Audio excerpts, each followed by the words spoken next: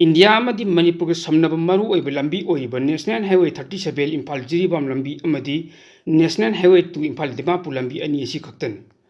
मसीगी मथक नोंथकी लंबी लेरबसु इना कैरा कुनब सेंजाव पायो मियोसिंगतन एरोप्लेन तोंगदुना चथोक चसिन तौबुंगम मणिपुर भारत की स्टेट सिंग फाउननब इसिंगी लंबी लेते मदुना रेल लंबीसु हौजिक वाइद जिरीबामदगी तामेंगलोंगी खोंसांग फाउब योरपत गायरी मपुंग फाना सर्विस तौबुंगमद्री इम्फाल ट्रेन योरकदबसु मतम यामना वाटली मदुना चथोक चसिंगी लंबी असि नेशनल हाईवे अनि असिना मरु ओइरी मासी मरु ओइरी हाइबसि इंडिया लेंगा अमदी मणिपुर लेंगा अनि मनुसु अदुमक खंगलिबन अदुबु खंगना खंगना मणिपुर मियामगी लाइफलाइन ओइब नेशनल हाईवे अनि असि निंगथिना सेंबि सबिदे लंबी परिंग असिदा खुलाई पाइबा टेरोरिस्ट कयाना सौ सादुन लेबदगी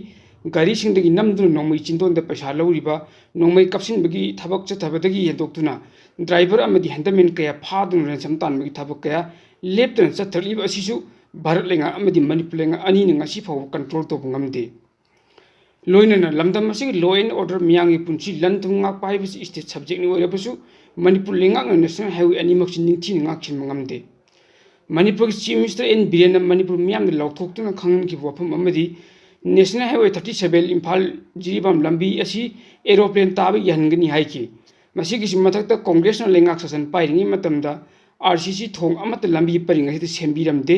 अदुबु ngasidi बीजेपी लेंगाकना आरसीसी थोंग अहुम सादुना लंबी असि निंगथिना सेमगतलि हाइब वफम लेखिबनि अदुबु हौजिक नेशनल हाईवे 37 असि अदुक्कि मतिक लंबी फत्तबा हाइबदु ओइरे लंबी परिंग असिद जिरीबाम रोमदगी तोंगान तोंगान पोलमसिंग पुरक्तुना इम्फाल यौनब संगलप मालपुबु गारीसिंग लंबी फत्तबन मरम ओइदुना नुमित कयानि लंबी द पंदुन लेरी मसिगी मथक्ता ड्राइवर अमदी हैंडलमैन कया खुदोंग थीबन नंगदुना लेरी लंबी परिंग असिद खुलाई पाइबे तिरुसिंग नम हादुन गारीसिंगदगी सेल लौरी याद्रगन गारीद नोंमै कपसिनबगी थबक चतरी पुनमक असि ngakthoknaba लेंगाकना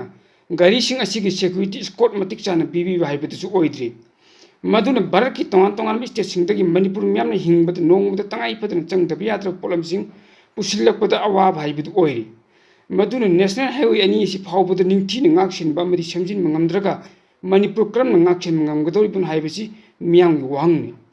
इम्फाल दिमापुर लंबी असिसु ngahek leitana apanba pibadagi hojik gari chathok chachin tawba ngamdaba haibadu oiri masina Manipur ता तंगाई फदना चंगदब यात्रब पोलमसिंग फंगलक्तबदगी अवाब मायोकनरी लोइनना पोस्टगी ममलसु अत्या पकना हेंगलक्तुना कांगरूप अनिगी लान मरक असिदा मिचम मियाम वाबन खमथेंगले ओइरकलिबा फिबम मसिदा मणिपुर लेंगाकि अखन्नबम इंग चंगदुना नेशनल हाईवे अनिमक निंगथिना सेमजिनबा अमदी लोकतपम थोकप ngakchinbagi थबक थौरमसिंग अदु लोखत्तुना पामदब थौदोकसिंग थोक्तनबा गाड़ी चथोक चसिन तौबु याबा थबकसिंग लोखत्पम थोकइ मसिसु ngamdrabadi मणिपुर लेंगाक लेरुबगी कानद्रि हाइबसि मणिपुर लेंगाक रोइसिन खंगफम थोकपनि मियामगी मिट नाकोंग ओइहनजरिबा इपेक्ट टीवी न्यूज़ हाइबा न्यूज़ नेटवर्किंग यूट्यूब चैनल अमदी एफबी पेज असिबु लाइक सब्सक्राइब अमदी फॉलो तौबीदुना सपोर्ट तौबियो लोइनना तुंगकोइना मियामगी सेवा तौबा ngamnanaba अदोंगी ममल यामलबा सजेशन तरामना ओक्चरी।